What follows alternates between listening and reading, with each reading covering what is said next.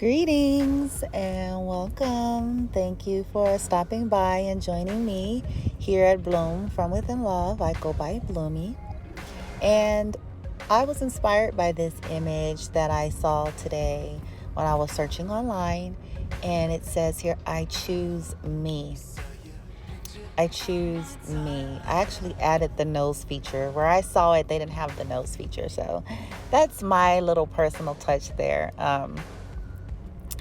But anyways, I choose me. Last night, you all, saw the upload that I uploaded regarding self-care, those affirmations, using calcite, and just, really allowing that space. And today, I actually just wanted to talk a little bit about it. Most of us, it's 2020. We're in September, virtually the tail end of September. I think it's the 26th of 2020. So this year is almost over. This month is almost over. 2020 has been a very interesting year for most of us, and it's got mixed feelings because there's been bittersweets with a lot of things that have happened. But the theme of what I want to discuss is, many of us, especially those of us that are single parents, those of us that are taking care of maybe elderly parents or disabled children or young adults, and those of us who, for whatever reason, we don't really have a lot of 3D manifested physical human support in our just day-to-day living. Okay, I'm not saying that we don't have it at large when it's needed or something to that effect, but just on a day-to-day, a lot of us, if this is resonating with you, you don't have Uncle John and Aunt Sue and cousin it. No, I'm just kidding.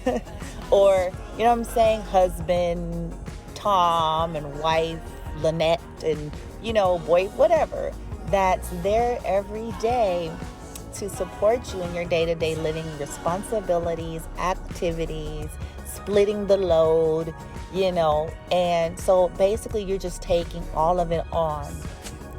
And how many of you feel like at times, you question, where will I ever have 24 full hours all by myself? Forget vacation. Forget trying to go somewhere exotic. Forget trying to have a week or a weekend even somewhere. Some of you, many of you are asking within, will I ever, as long as I'm on this journey and in this dimension, have 24 hours fully to myself where I'm not caring for no one? I'm not assisting no one on no level. Whether it be your job, your business, your children, your friends, your lovers, your whomever. No bills, no dealing with nothing for 24 full hours where it ain't about responsibility. It ain't about I need to clean up. I need to run errands. I need to go online. I need to do some research. I need to do an upload. Ha ha ha. LOL. I need to do this and that. Or you understand what I'm saying? Or your kids coming to you because they rely on you. So you got to figure out for dinner and make sure that they're comfortable and okay. And, husband and wife and interacting with that, making sure that they are right. And, one thing and another. And it really made me think today. Yesterday it already started with me where I just really began to see and understand on a personal level, like, wow, we don't take it as, to heart as perhaps would serve us to. Because that alone time is not just, at least my resonance and where I'm coming from and the reason why I'm discussing it. It's not for escapism in the way that we have become addicted to running. There's a difference, and I'm fully aware of our programmings and our tendencies, fight, flight, freeze. And when things are too much, many of us want to freeze or run, so as a defense. But I'm talking about just the natural human need to have that downtime for self, to recover, to rejuvenate, in the name of self-care, self-love, in the name of resting, full rest, not this few minutes of sleep we call sleep, and we're up in the next 7 hours, and even while we're sleeping, it's on full, we're locked in that hyper vigilance because noise in the house, kids running around, grumpy parents or grandparents, or you see what I'm trying to say? Not that total stillness. Now, we do get it in our versions of meditation. We do get it. We go out in nature and sit under the tree. So I'm not implying that we're not getting it. I'm talking about a full day to oneself. A full day, the whole range from the wakes to sleep state. So, in other words, you have your day, you go do meditation, you go do yoga, you have a nice meal, you just sit down and breathe, whatever it is you want to do, because there's nothing pressuring you. There's nothing demanding your time and energy and attention.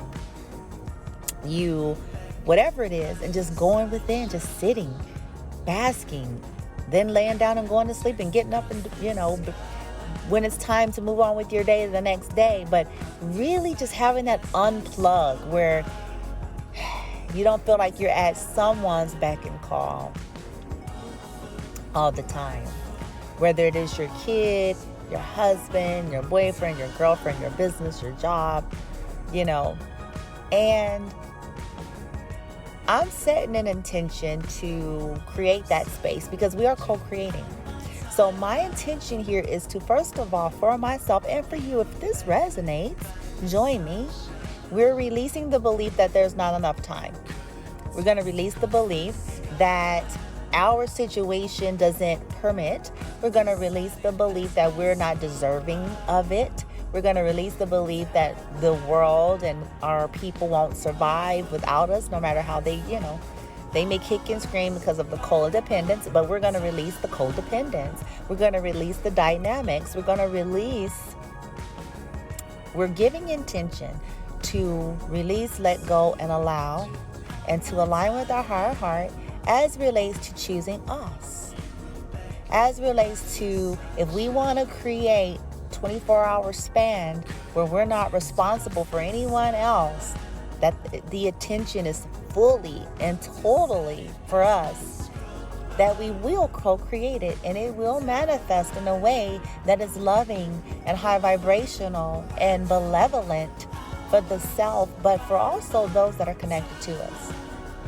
So I'm not speaking about just brutal, abrupt disregard or selfishness, but some of us are starting to feel maxed out, burnt out. There's a lot of energy going on in the collective, and a lot of us have just a lot of responsibilities. We're doing energetic work on ourselves. We're trying to, old saying, making sure our head is screwed on right. Right? So we're setting an intention to release all programs, all beliefs, all codes, all contracts on a Akashic level that maybe we just carried in. Maybe it's our culture inheritance. Maybe it's a bloodline inheritance, whatever. Any lifetime. We're just setting that intention. We're letting it go. We ask our energetic support team, archangels, ascended masters, goddess energy, fairies, nature, Gaia, whomever, however you resonate, our higher wisdom to assist us with getting out of our own way, releasing and let going, neutralizing and transmuting any thinking patterns, addictions, mindsets, attitudes, vows, imprints that feeds us the thought and frequency that we don't deserve to have 24 hours to ourselves alone, that We don't deserve to put ourselves first or to take care of our needs, whether it's emotional, physical, or energetic. That we must constantly serve others and be to everyone's beck and call, even if it's a religious program running. And I'm going to add that because it just came to my mind. Sometimes we're running on very strong and deep, organized, man-made religious programming, and those programs are geared, those particular ones are geared to put people in hypervigilance and overdrive in the name of self-sacrifice to the greater good. But it's distorted when it starts to cause you to neglect oneself. Well, I'm serving, but your whole life is beat up. I'm giving and giving, but your whole life is beat up. You're exhausted. You're depleted. That's not love energy. Love energy is going to love you because you are a part of that you're serving. So it's going to make sure you're okay. So we set the intention now to release, let go. And to release, to reveal, to release, to receive, and to align and allow the divinity, the love, the care, the compassion for self, to take care of self, to create a safe, sacred space for downtime, to create, if your desire and goal and resonance is feeling, time is an illusion, but it's what we use to gauge the earth plane, our physicality here. And if you are sensing in your resonance you need at least a day, or you want a day, setting that intention for whatever time space our higher selves deem would be most beneficial in a benevolent way for us now. Setting that intention to align with thoughts, feelings, to feel good. Oh, this is all coming right now, and I wasn't planning on all this. Let's set the intention to feel good. How about that? And when I say feel good, I'm not talking about our commercialized, medialized, externalized, conditioned programs that tells us this is how we will. When I say feel good, I'm talking about from within, and whatever that means for your resonance. We set the intention to just simply feel good. We give allowance to feel good. Believe it or not, many of us are running on programs that we, on a deep level, don't feel like we deserve to feel good. Until all of our shit is figured out, until all of our problems are figured out, until all of our responsibilities are figured out, until all of our ducks in a row, until all of our bills are paid, so everybody else is smiling and happy and fed and slept and satisfied. It's a program. We give instructions, set an intention to release those programs, to transmute them into love, to send all that stuff to Gaia for transmutation, to heal the traumas that created these grids, these codes, these programs and mindsets and vows in the first place. Any contracts from past previous carnations that was running on old programs that gave an agreement, a vow, or a contract to suffer. We released any agreement. We transmute that. If we agreed to just suffer until someone was pleased, or suffer until, all of our problems were worked out, or our perceived problems were worked out. We're going to release the mindset and beliefs about problems, triggers, challenges, obstacles, conflicts, light, dark, good, bad, devils, angels, evil. And I'm saying this on a broad scale like that because it's the meanings that we've attached to these things that's creating vibration and emotion. We release the illusion of separateness to receive and allow the reality of unity consciousness. We transmute, let go, and ask our team to empower and reinforce this, to send their loving, high vibrational, powerful, geometric frequencies, sounds and tone, energies, colors, spectrums to assist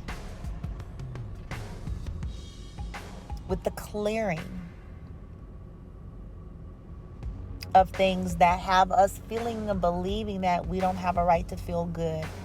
We set the intention for feeling good to be our moment by moment goal in the most healthiest way. Feeling good as in resonance with our higher heart. Feeling good as in resonance with our highest wisdom and for the greater good of all. Because it's from there that we co-create new realities in which we truly desire. So we set the intention to feel good. We set the intention to feel good. We give the intention to align with our worthiness to feel good, our divine right to feel good, our divine right to rest, totally rest, our divine right to take care of ourselves, our divine right to rest. Leora Alexandria, a young woman I follow on YouTube, she recently did an upload and the cover said, "You did not come here to lose weight and pay bills." So I chuckled and smiled at that because we do get stuck in that. And don't get me wrong, I feel and can relate to probably most all of you. And by no means am I saying we're supposed to keep our head on a cloud, but in a sense, we are. Ask yourself this question at the end of the day. Now, you all know that I have studied for years and I continue to study. I'm like a lifelong student, okay? But I did study in college. I have gone in depth in the realm of behavioral health, psychology, behavior therapy, cognitive therapy, understanding the brain and things of that nature. So I do understand the mind-body connection and I do understand what cognitive dissonance is. So I'm not implying that we should invalidate our feelings and experiences. Quite the contrary. That's why I'm saying that alone time is actually vital. That's your sacred space and place to be able to feel the full range of anything. Without restraint, without limit, without a cap, because in 5 minutes you got to go take care of the kids. Or a boyfriend, girlfriend, husband, whoever is needing you. Or, you got to go to work, or you got to deal with a client, or what have you. You get to be with you. So this is about us just simply realizing we are worthy and deserving to feel good. Worthy and deserving. Let's give that intention and cry it out if we need to, where we don't feel worthy due to not having people care for us, due to the traumas, due to whatever beliefs, addictions to the storyline. We release moderism. If we're running off that program, man, I tell you, that program right there. Moderism, it's not fun, but it's a program. And we do, by the way, have the power to break any contract. I know there are some people who don't believe that. They think that, pre-incarnation, that you set things up and they just must be. I don't believe that. I believe that we can break a contract because we're sovereign beings. If something is no longer high vibrational, if it's no longer serving in a benevolent way, in the name of love, you have the right to break a contract. We can learn lessons in my resonance in different ways than maybe we previously believed. Because it is a journey, and I know I'm all over the place, but I'm inspired, so I'm going to go with it. We did sign up to journey, but we signed up to journey. Listen to me now. It wasn't just so we can learn a bunch of lessons. That's only in part. It was also to have fun. It was also to explore. It was also to be and to realize that we were creating and can change things at will, if that's what we want. It was about coming back to love, coming back into remembrance, and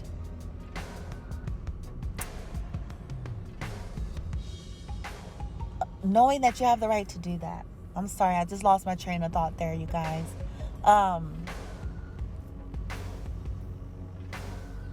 So it's the 3D dimension is conceptual anyway, but we're all running off programs. And so if we're on a program that says, even in the spiritual sense, if we're on a spiritual old grid program, ooh, hear me, we've evolved, but sometimes we're still locked in old spiritual paradigms. And they all serve the purpose. So I'm not saying that one is better than the other. I'm just simply saying we hold the key. Once upon a time, maybe we believed the only way to learn was suffering.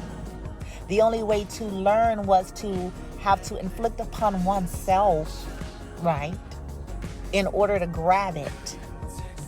And if that's what we believe and feel, then we are going to create that. And the universe is simply going to basically reflect that back, because if it's in your resonance. I always talk about how universal laws are non-discriminatory, and it is the truth. So, by way of power of our intention, and asking our energetic support team to assist with that in the name of our highest heart love for the South and for all, null and void. It's no longer useful. I set my intention to upgrade my consciousness, my awareness, and my understanding into all the various ways one can learn, various ways one can grow, various ways one can grab a lesson, various ways one can explore without the template pain, suffering, fear, control. Right?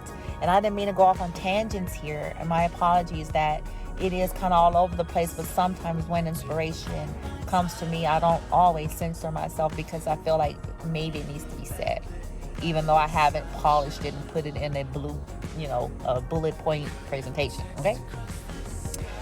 So, but it's all heart, it's all love, it's all good. And we deserve, I choose me. And by doing this, I am choosing we, believe it or not, because I'm making sure that I'm healthy. That's the theme of this. I choose me so that I can choose we. I choose me in a sense of this 3D dimension so that I can choose we from a higher frequency, a healthier place. I choose me so that I can healthily and lovingly, in a most harmonious and balanced way, choose we. I am equally deserving of every ounce of love and care that I extend, to give it to me, to give it to me.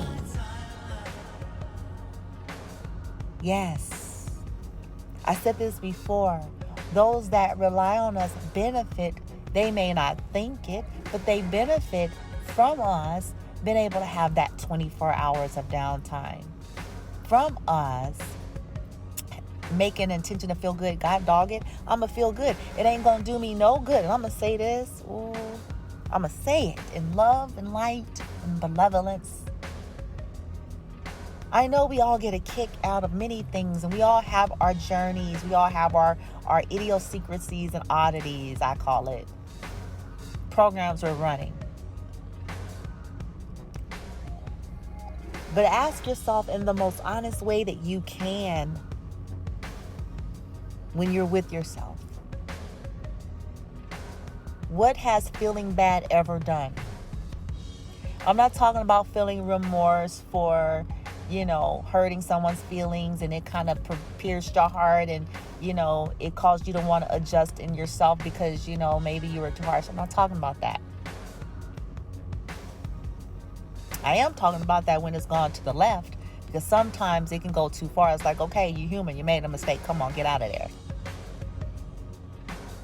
But on a broad scale, day-to-day living, frustrations, world, media, conscious-wise, ask yourself this. What does feeling bad do for you? What does constantly complaining do for you? I used to be one that says, well, it just gives me a vent to get an outlet. I let it out. Yeah, but you're spewing it out on other people. One, so is it beneficial? Two, do you really feel better? Or is that just a byproduct of your addiction to it? The issue at hand, has it gotten in a better frequency or a better form because you've vented? Or is it the same? What's going on in your body? What sensations are happening? What's your mindset like at these times? What's your emotional state? Then what kind of choices are you making after that? How are your relationships after all of that? Are they loving? Are they fun? Are they kind? Are they gentle? Are they balanced? Or are they hell on wheels?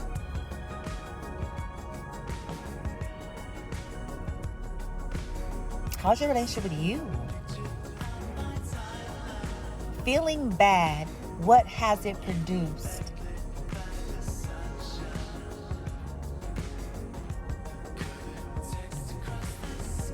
Sitting stuck energetically, mentally, and emotionally, and verbally in a mode of lower frequencies, what has it done?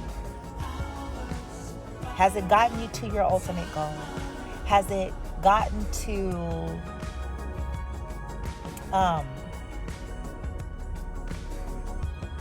anything that you desire truly? Think about that. And I do see I'm almost getting to this 30-minute mark, and so I'm going to wrap this up.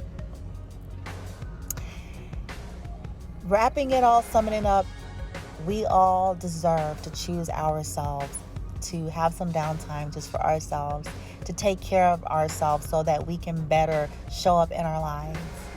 And we also deserve and have a right to feel good, because it is from these feelings, these feel-good energies, feeling good is what's going to put us in alignment to co-create in a more balanced way and in the way that we truly want to be creating, if that makes sense.